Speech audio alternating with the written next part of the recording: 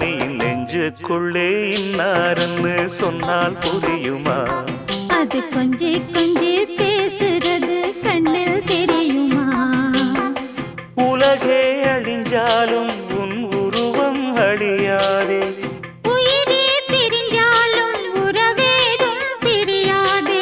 உண்ணாமல் உறங்காமல் உன்னால் தவிக்கும் பொண்ணு மணியின் நெஞ்சுக்குள்ளே இன்னாருன்னு சொன்னால் புரியுமா?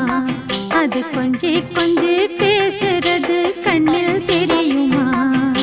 நெஞ்சுக்குள்ளே இன்னாருன்னு சொன்னால் புரியுமா?